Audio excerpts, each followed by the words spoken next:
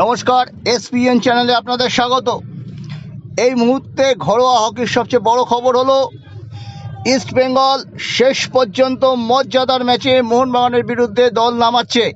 East Bengal এবং মোহনবাগানের এই হকি ম্যাচটি নির্ধারিত ছিল 12ই এপ্রিল, কিন্তু 12ই এপ্রিল পাঞ্জাব এফসি এবং মোহনবাগানের খেলা আছে যুব ভারতীতে ইন্ডিয়ান সুপার লিগে। পুলিশ পারমিশন দেয়নি, তাই খেলাটি 11ই এপ্রিল হচ্ছে। প্রাথমিকভাবে ইস্টবেঙ্গল বলেছিল 11 তারিখ তো আমাদের চেন্নাইয়ে ম্যাচ আছে, আমাদের শীর্ষকর্তারা চেন্নাই যাবে, কিন্তু পুলিশের পরে আর কোনো পারমিশন দিচ্ছে না। হকি বেঙ্গলের সঙ্গে কথাবার্তার পর ইস্টবেঙ্গল খেলতে রাজি হয়েছে। তারা ডুমুরজলাতে প্র্যাকটিস সেরেও নিয়েছে।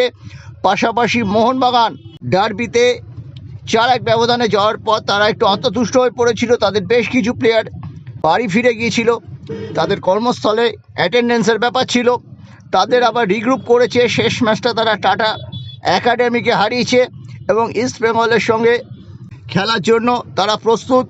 তাদের নির্ভরযোগ্য ডিফেন্ডার রোহিত, যার অনুপস্থিতিতে কাস্টমসের কাছে মোহনবাগানের হারের একটা বড় কারণ, তিনিও কলকাতায় এসে গেছেন দিন তিনেক আগে, দলের সাথে প্র্যাকটিস করেছেন।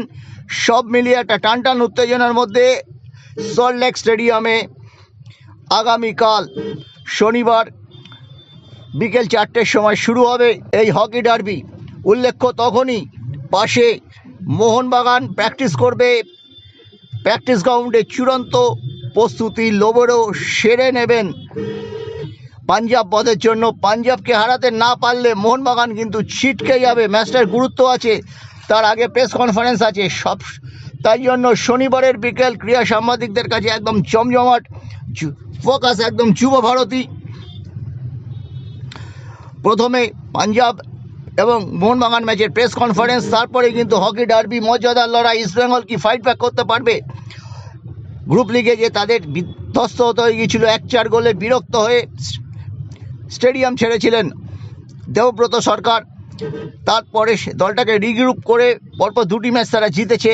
কাস্টমসকে তারা হারিয়েছে, যে কাস্টমস আবার মোহনবাগানের বিরুদ্ধে জিতেছিল, যদিও সেবার মোহনবাগানের পূর্ণ শক্তির দল ছিল না, এটাও ঘটনা। সব মিলিয়ে কিন্তু আমাদের নজর থাকবে শনিবারের বিকেলের দিকে, যেখানে হকি স্টিক হাতে মর্যাদার ম্যাচে লড়াই করবেন মোহনবাগান এবং ইস্টবেঙ্গলের খেলোয়াড়রা।